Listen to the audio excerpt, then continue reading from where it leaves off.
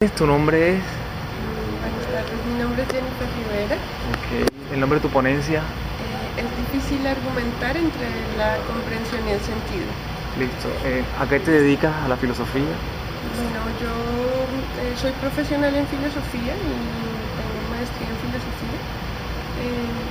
Estoy muy interesada en la filosofía francesa, específicamente en lo que tiene que ver con el devenir, pero digamos que profesionalmente sí me he desenvuelto mucho en lo que tiene que ver con la línea de argumentación, ¿no? Entonces, hemos formalizado con otra serie de profesores unos ciclos comunes en algunas universidades para el desarrollo de las habilidades comunicativas. Ok. ¿Qué nos viniste a arreglar a Cartagena con tu ponencia? Bien, vine a traer un problema. Y el problema surge cuando en el aula de clase yo me encuentro con que, a pesar de enseñar gramática, todo lo que tiene que ver con la composición formal de los documentos, pero también cuando les enseño lógica informal o pragma dialéctica para poder analizar un texto y construirlo, me encuentro con que el estudiante dice en su trabajo, yo le digo, bueno, creo que este trabajo está muy complicado, o ¿qué es lo que estás diciendo acá? No es claro, tú estás diciendo tal cosa, pero esto no es claro. Y el estudiante me dice, profesora, espere, es que lo que yo quería decir era esto y no aquello.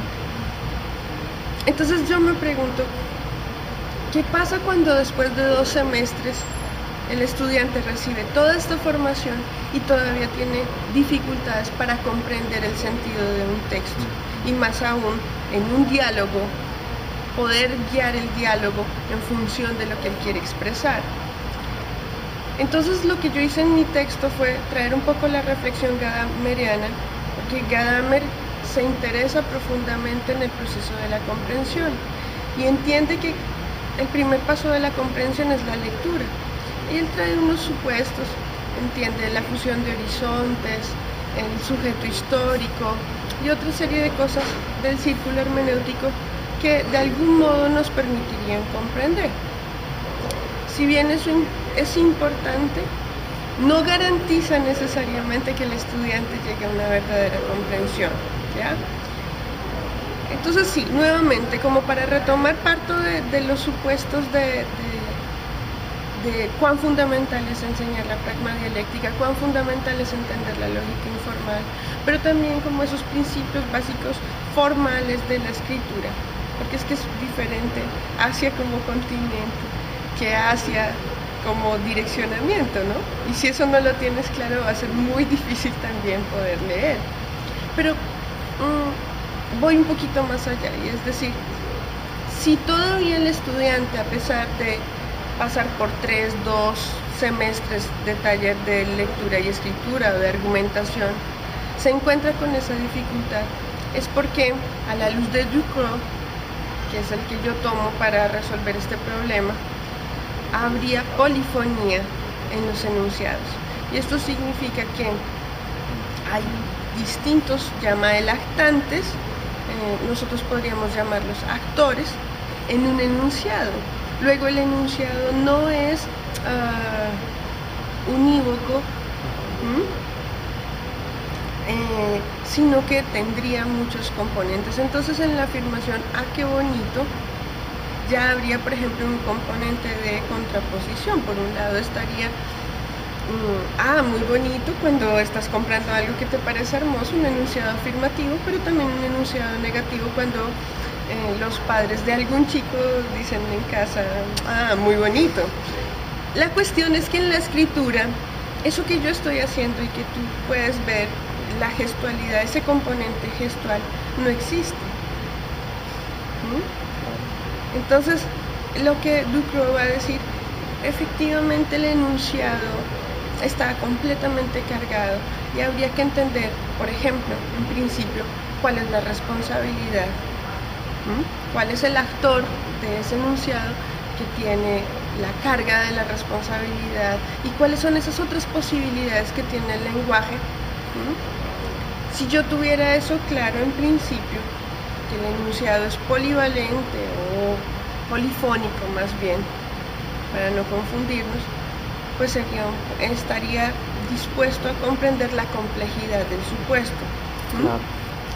Y bueno, allí tomé muchos ejemplos, por ejemplo, una humilde propuesta de Swift para manifestar la dificultad. Entonces, cuando Swift dice, nosotros deberíamos asumir como, bueno, en el siglo XVIII, nosotros deberíamos asumir como alternativa comer los hijos de los pobres para solucionar los problemas de hambruna de Irlanda. Ese enunciado, cuando mis estudiantes leen ese texto de una humilde propuesta de Swift, pues dicen, esto es una cosa inhumana, ¿cómo es posible? Y yo les digo, bueno, ustedes van a hacer una reseña crítica, y cuando es reseña crítica supone que después de hacer una reconstrucción, entonces ellos luego enseguida tienen que proponer una discusión con la propuesta, entonces se quedan en esa cuestión. Pero resulta que ese enunciado tiene un fuerte componente de otra serie de actores que entran a jugar allí, y su componente crítico real. De modo que lo que el autor está planteando y el sentido de ese texto es la cosa en Irlanda está tan dura, tan difícil, resulta tan difícil que o se ha esclavizado tanto a la población en ese momento que no sería loco seguirlos esclavizando de otra manera. Entonces tiene un componente fuerte crítico realmente, burlón, de sátira, que no es fácil verlo si se lee de manera literal o así se hagan una o dos lecturas, no va a ser fácil entender.